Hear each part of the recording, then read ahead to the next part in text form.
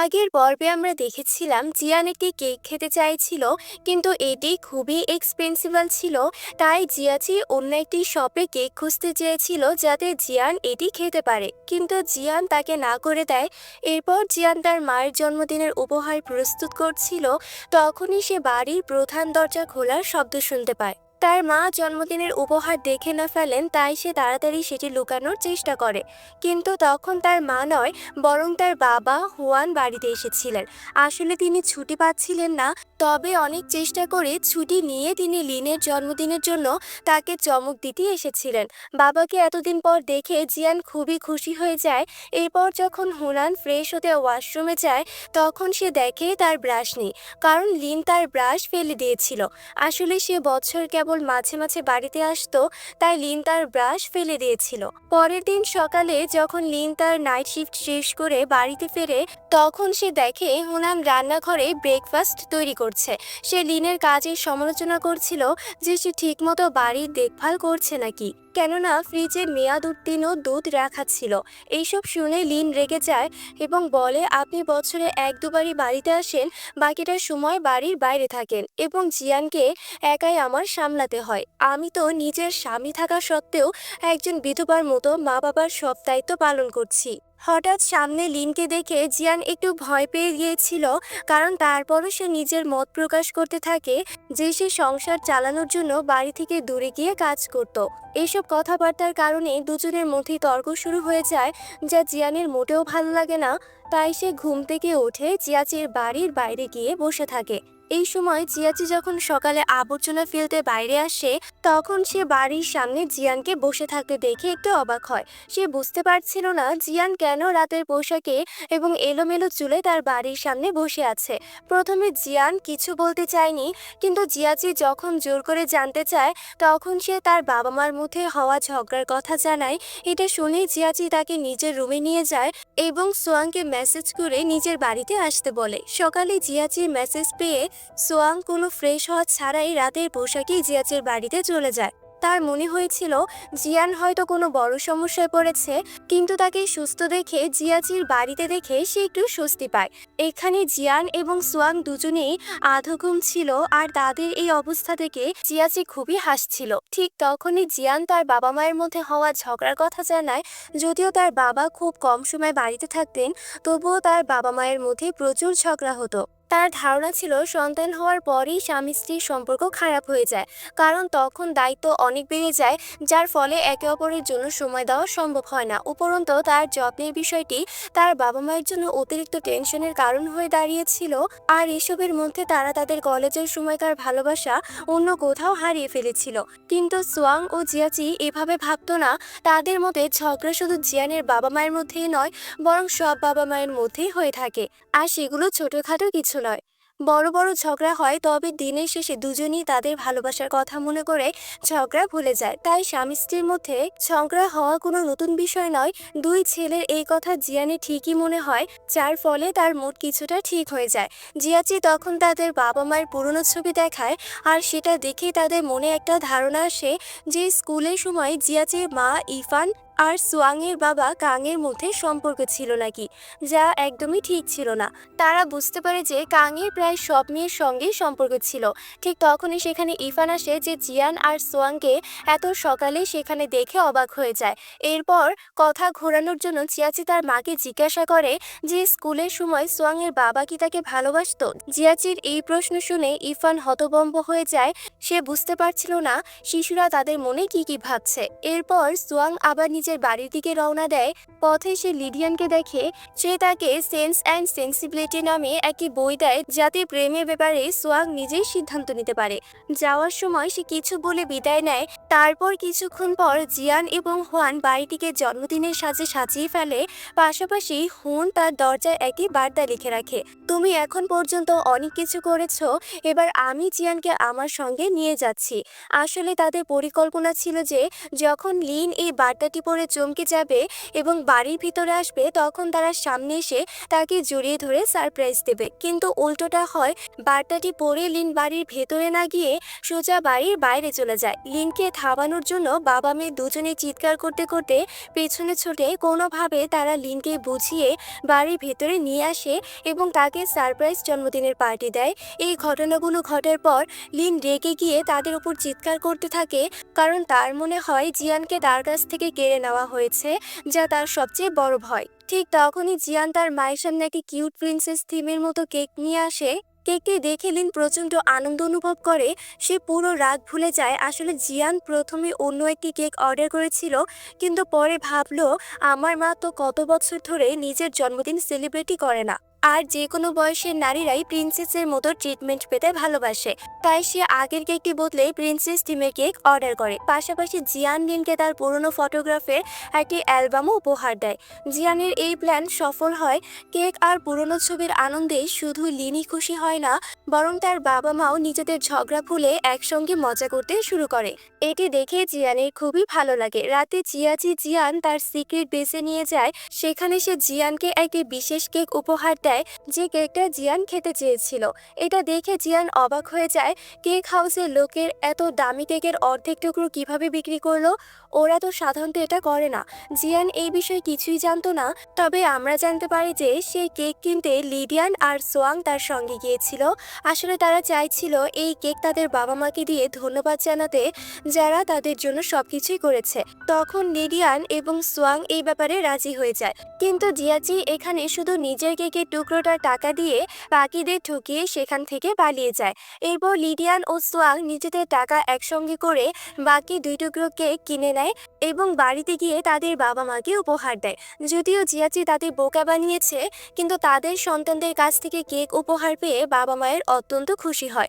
এদিকে জিয়ান কেক পেয়ে খুবই খুশি হয়। আজ জিয়ানের জন্মদিন ছিল না, তবে জিয়াচি কেকের উপরে একটি মোমবাতি লাগিয়ে তাকে একটি উইশ করতে বলে। জিয়ান আনন্দের সঙ্গে তা করে এবং খুশি মনে কেক খেতে শুরু করে, এমনকি জিয়াচিকেও খাওয়ায়। এরপর আমরা তাদের বাবা মায়ের দিকে ফিরে যাই, যারা বয়সের কারণে তাদের অনুভূতিগুলো নিয়ে দ্বিধায় পড়ে গেছে। কিন্তু একসময় ঠিক এইভাবেই নিজেদের ফিলিংসের তোয়াক্কা না করে জিয়াচির মায়ের জন্য জিয়াচির বাবা পেশাদার ফুটবল খেলোয়াড় হওয়ার স্বপ্ন পর্যন্ত ত্যাগ করে ফেলে এবং ফায়ার ডিপার্টমেন্টে চাকরি বেছে নেন, যাতে ভবিষ্যতে তার পরিবারকে আর্থিকভাবে সাহায্য করতে পারেন। আজও তার বাবা মায়ের মধ্যে একই ভালোবাসা রয়েছে, কিন্তু বর্তমানে তাদের সন্তানেরা নিজেদের অনুভূতি নিয়ে বিভ্রান্ত। তবে তাদের জীবনেও সেই মুহূর্ত আসবে যখন তারা তাদের প্রকৃত ভালোবাসাকে চিনতে পারবে।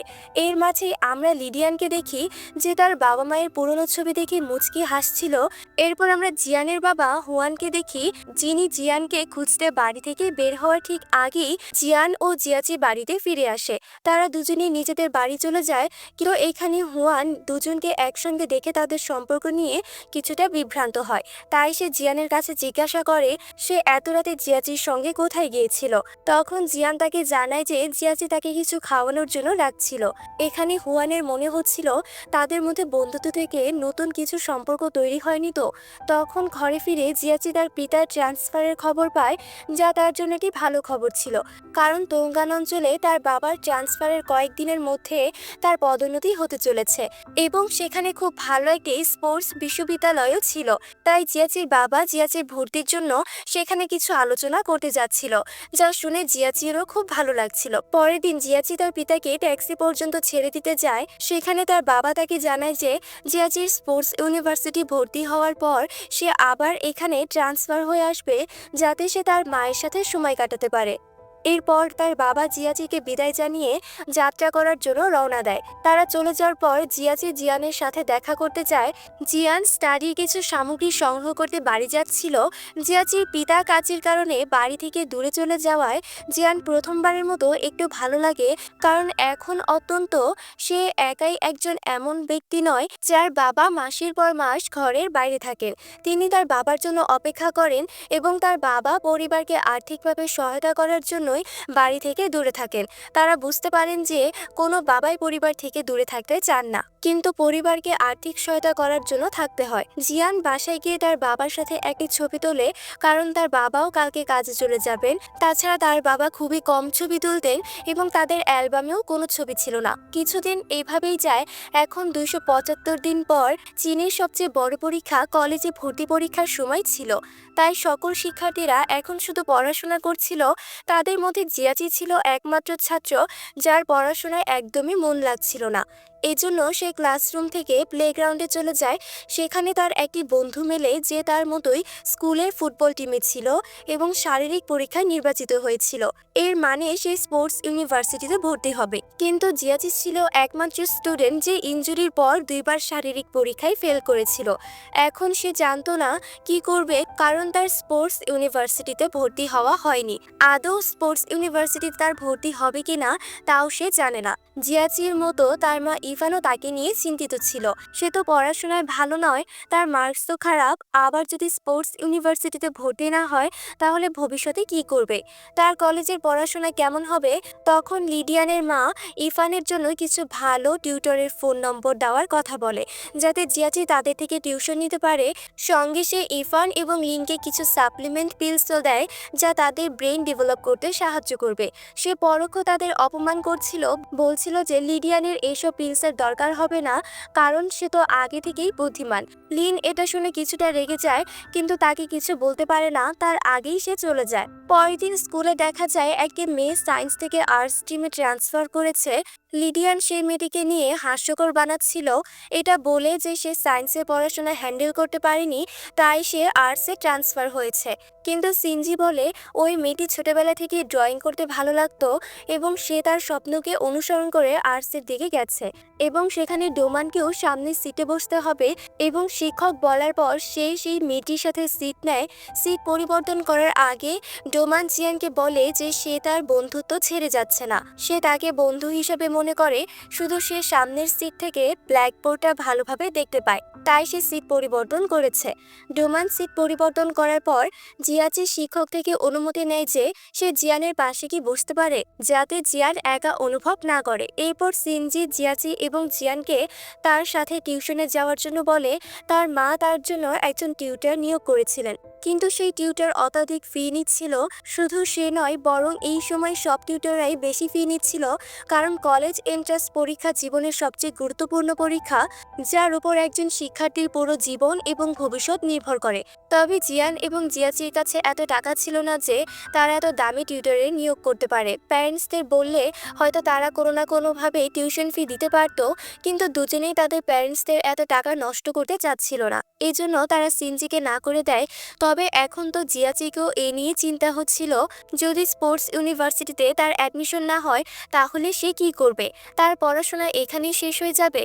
যদি সে তার বই খুলে তাহলে সেখান থেকে একটি প্রশ্নও পারবে না এবং পড়াশোনায় তার মনও চলে না। স্কুলের পর এখন তারা দুজন একটি চায়ের দোকানে যায়, যেখানে জিয়াচি জিয়ানকে টিউশনের জন্য অর্ধেক ফি দেয়, যাতে জিয়ান টিউশনে যেতে পারে। কমপক্ষে তাদের মধ্যে একজনকে তো ভালো কলেজে অ্যাডমিশন পেতেই হবে। কিন্তু জিয়ান তার থেকে টাকা চায়নি। তখন জিয়াচি তাকে বোঝায় যে টিউশন থেকে সে যা শিখবে তা সে বাড়ি ফিরে জিয়াচিকেও শিখাবে। এইভাবে তারা একজন ছাত্রের ফি দিয়ে দুজনেই উপকার পেতে পারবে। তবে জিয়ানের এই আইডিয়াও পছন্দ হয়নি এবং সে জিয়াচিকে একা রেখে কোনো টিউশনে যেতে চায়নি। তার মতে তার কোনো টিউশনের প্রয়োজন নেই। এখানে সে সিদ্ধান্ত নিয়েছে যে সে জিয়াচিকে কলেজের এন্ট্রান্স পরীক্ষায় পাশ করিয়েই ছাড়বে। তারপর তারা দুজন একসাথে কলেজে যাবে। এজন্য আজ থেকে সে নিজে জিয়াচিকে পড়াতে শুরু করবে। জিয়ান জিয়াচিকে টিউশন দেওয়ার জন্য সে তার থেকে শুধুমাত্র 1 টাকা ফি নেবে। বাড়ি যাওয়ার পর জিয়ান জিয়াচিকে 1 ঘন্টা পড়াতো। সে জানতো না জিয়াচি কিছু বুঝতে পারছে কিনা এবং বাড়ি যাওয়ার আগেই জিয়ান জিয়াচির সাথে একটি চুক্তি করে যখনই তার র্যাঙ্ক 1 স্টেপে এগিয়ে যাবে সে তাকে একটি গিফট দেবে। জিয়াচি এই চুক্তি গ্রহণ করে। এখন বাড়ি ফিরে জিয়ান জিয়াচির দেওয়া 1 টাকার নোটটি তার ডায়েরিতে একটি স্মৃতির মতো রাখে। পরের দিন থেকে জিয়ান জিয়াচিকে পড়ানো শুরু করে। যতই সে ক্লাসে থাকুক, টি শপে থাকুক বা বাড়িতে থাকুক, জিয়ান সবসময় তাকে পড়াতেই থাকতো। কিন্তু জিয়াচিকে পড়ানো তেমন সহজ ছিল না। কখনো সে স্টাডি বুকে স্পোর্টস ম্যাগাজিন খুঁজে পড়তো, আবার কখনো পড়াশোনায় মনোযোগই দিত না। প্রথম কিছুদিন পর্যন্ত জিয়াচি একটি প্রশ্ন সঠিকভাবে উত্তর দিতে পারছিল না, কিন্তু ধীরে ধীরে তার পড়াশোনা ঠিক হতে শুরু করলো। এখন সে প্রশ্নের সঠিক উত্তর দিতে শুরু করেছে, এমনকি তার র্যাঙ্ক 5 স্টেপে এগিয়ে গিয়েছিল এবং প্রতিশ্রুতি অনুযায়ী সে জিয়ানকে মিল্কি উপহার দিচ্ছিল। তার রুটিন এভাবেই চলছিল, জিয়ান তাকে পড়াতো এবং তার র্যাঙ্ক এগিয়ে নিয়ে আসতো, আর তারপর সে মিল্কি উপহার দিত। মাঝে মাঝে তারা নিজেদের মনের চাপ কমানোর জন্য নাচতো এবং মজা করত। এমন একদিন অনেক সময় ধরে পড়াশোনা করার পর জিয়ান খুবই ক্লান্ত হয়ে পড়েছিল। তখন জিয়াচি তাকে কিছুক্ষণের জন্য ঘুমানোর পরামর্শ দেয়, কিন্তু ক্লাসরুমের মাঝখানে জিয়ানের ঘুম আসছিল না। তখন জিয়াচি তার কানে হেডফোন লাগিয়ে টেপ রেকর্ডার গান বাজিয়ে দেয়। এতে জিয়ান কিছুটা শান্তি মেলে এবং সে ঘুমিয়ে পড়ে। এখানে জিয়ান যখনই ক্লাসে ঘুমাতো, তখন জিয়াচি তাকে ঘুমাতে দেখে হেসে ফেলতো, যা আমরা স্পষ্টই দেখতে পাচ্ছি যে জিয়াচির চোখে জিয়ানের ভালোবাসা ছিল। তবে এখনও জিয়াচি তা অনুভূতি প্রকাশ করতে পারছিল না। রাতে জিয়ান তার নোটে জিয়াচির একটা মেসেজ লেখা দেখে হাসছিল। ঠিক তখনই তার কাছে জিয়াচির মেসেজ আসে, যেখানে সে জিয়ান থেকে একটি মিল্কি উপহার চেয়েছিল, কারণ সে পরীক্ষায় ভালো ফল করেছিল। পরের দিন জিয়ান স্কুলে যাওয়ার জন্য অপেক্ষা করছিল, কিন্তু অনেক সময় ধরে জিয়ান তার বাড়ি থেকে বের হচ্ছিল না। সে তার বাড়ির দরজায় নক করছিল এবং তাকে ডাকছিল, কিন্তু তার কোনো সাড়া আসছিল না। আর এর কারণ আমরা পরের পর্বে জানতে পারবো। সে পর্যন্ত সবাইকে গুড বাই।